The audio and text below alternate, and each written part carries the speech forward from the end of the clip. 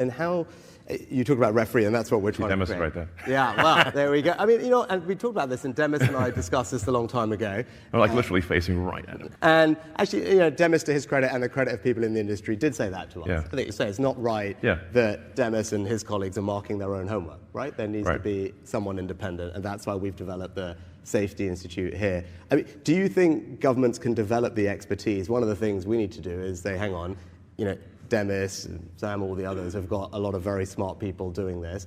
Governments need to quickly tool up capability-wise, personnel-wise, which is what we're doing. I mean, do you think it is possible for governments to do that fast enough, given how quickly the technology is developing, or what do we need to do to make sure we do it quick enough? No, I think it's a great point you're making. The pace of AI is faster than any technology I've seen in history by far, and it seems to be growing in capability by at least 5-fold, perhaps 10-fold per year. It'll certainly grow by an order of magnitude next year. Yeah. And government isn't used to moving at that speed. But I think even if there are not firm regulations, even if there isn't an enforcement capability, simply having insight and being able to highlight concerns to the public will be very powerful. So even if that's all that's accomplished, I think that will be very good. Okay. Yeah, well, hopefully we can do better than that. Hopefully, yeah. Yeah. No, but that's helpful. Actually, we were talking before. It was striking. You're someone who spent their life in technology, living Moore's law.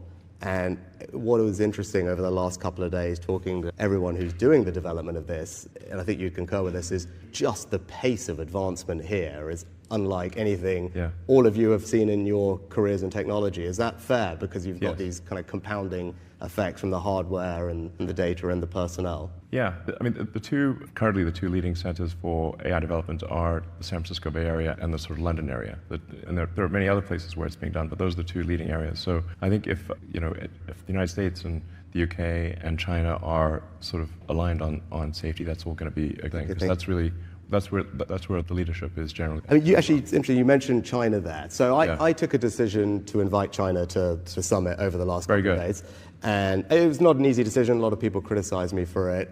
My view is if you're going to try and have serious conversation, you need to. But what would your thoughts? You do business all around the world. You just talked about it there. Yeah. Should we be engaging with them? Can we trust them? Is that the right thing to have done? If China is not on board with AI safety, it's somewhat of a moot situation. The single biggest objection that I get to any kind of AI regulation or sort of safety controls are, well, China's not going to do it, and therefore they will just jump into the lead and exceed us all. But actually, China is willing to participate in a safety, and thank you for inviting them. And they, I think we should thank China for attending.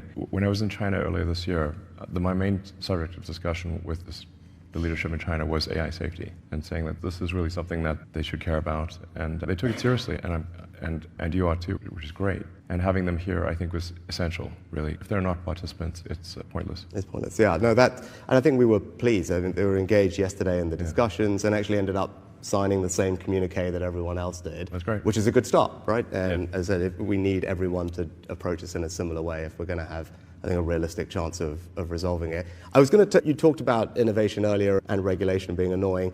There was a good debate today we had about open source. And I think you've kind of been a proponent of algorithmic transparency and making some of the X algorithms public. And actually, we were talking about Jeffrey Hinton on the way in. Yeah. He's been very concerned about open source models being used by bad actors. You've got a group of people who say they are critical to innovation happening in that distributed way.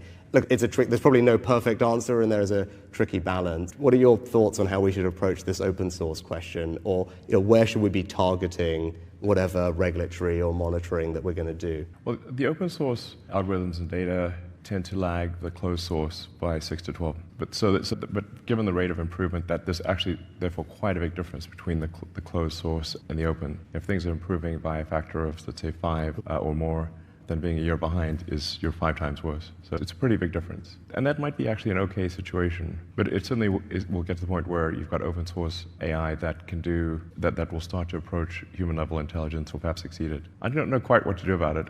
I think it's somewhat inevitable that there'll be some amount of open source, and I guess I would have a slight bias towards open source, because at least you can see what's going on, whereas closed source, you don't know what's going on. Now, it should be said with AI that even if it's open source, do you actually know what's going on? Because if you've got a gigantic data file and sort of billions of weights and parameters, you can't just read it and see what it's going to do. It's a gigantic file of inscrutable numbers. You can test it when you run it. You can test it. You can run a bunch of tests to see what it's going to do, but it's probabilistic as opposed to deterministic. It's not like traditional programming where you've got very discrete logic and the outcome is very predictable and you can read each line and see what each line is going to do. A neural net is just a whole bunch of probabilities. I mean, it sort of ends up being a giant comma-separated value file. It's like, our digital god is a CSV file? Really? Okay. That is kind of what it is. Yeah.